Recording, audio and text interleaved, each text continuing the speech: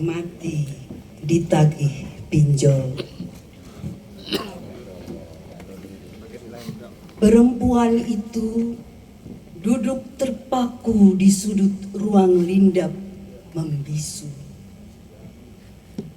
Malam yang sunyi, namun hatinya tak bening. Gemetar oleh bayang-bayang tagihan yang mengintai. Ponselnya terus berdering bagai petir di langit gelap. Namun nomor tak dikenal itu, suara asing itu mengancam.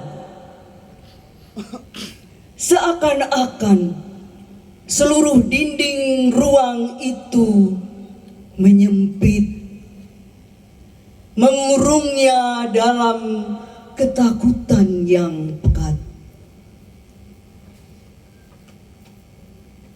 Wajahnya pucat, matanya sembab, pikirannya berlari tanpa arah, menghitung detik demi detik, seperti menghitung sisa keberanian yang hampir habis. Air matanya pun terus mengalir tanpa suara. Hatinya berteriak, memohon pertolongan. Ia tahu ia tak bisa lari dari janji yang terikat pada bunga piutang yang mencekik.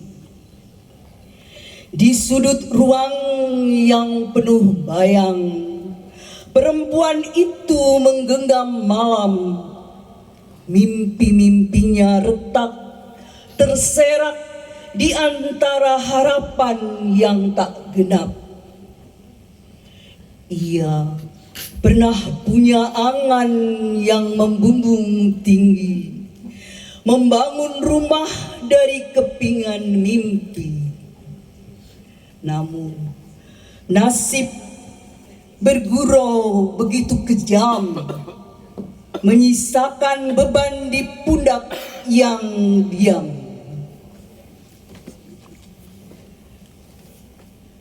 Ketika itu, pada suatu waktu, anaknya menangis meminta susu. Piring-piring kosong tergeletak menunggu diisi sesuatu. Di layar ponsel yang temaram, datang tawaran dengan janji surga.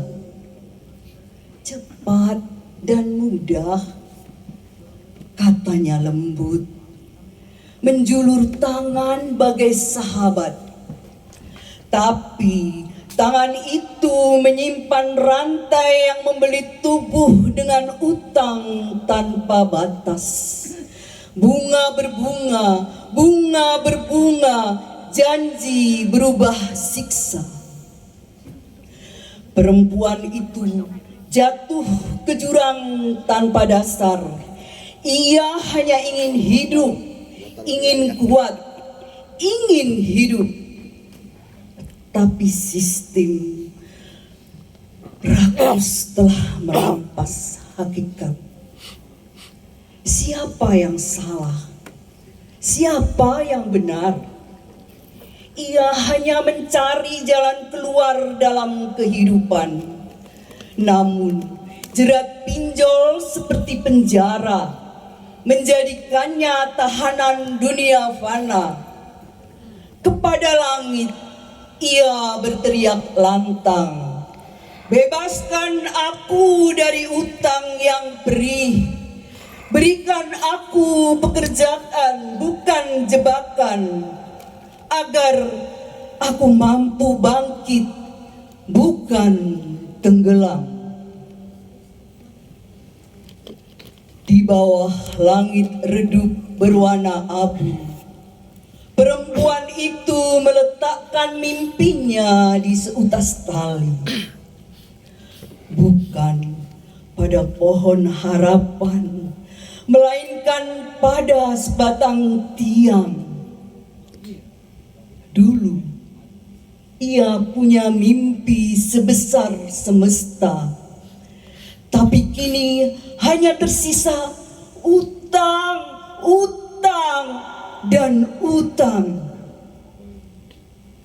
Kata itu seakan bernyanyi di telinganya berulang kali, seperti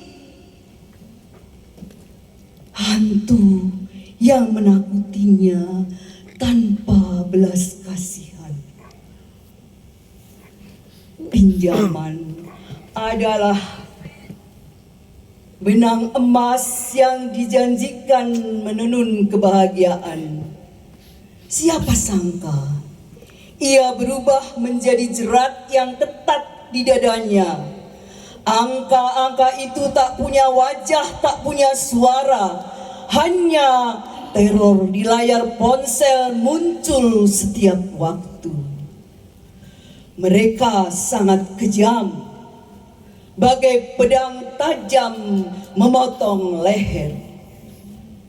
Bayar atau hidupmu kami sita. Begitu ancaman berulang. Perempuan itu seperti burung kecil di tengah badai besar, kehilangan arah, kehilangan daya, kehilangan pikir. Di akhir cerita, hanya tali yang setia. Tali itu menggenggam erat lehernya. Tali itu menenangkan deritanya. Sementara dunia sekitar hanya menatap dan bertanya, kenapa ia menyerah?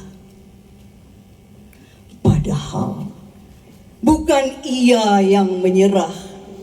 Janji-janji manis itu berubah menjadi tuba. Orang-orang yang tahu diam 1000 bahasa, seperti tiang yang bergeming melihat tanpa rasa. Tali itu menjadi pelarian akhir saat dunia tak lagi memberi secercah cahaya. Namun, adakah damai di tempat itu? Atau hanya gelap yang terus merundung? Perempuan itu mati bukan karena lemah, tapi karena dunia tak lagi memberi ruang untuk pasrah. Di malam kelam, di pojok sepi, tangisan diam pun tak terdengar lagi.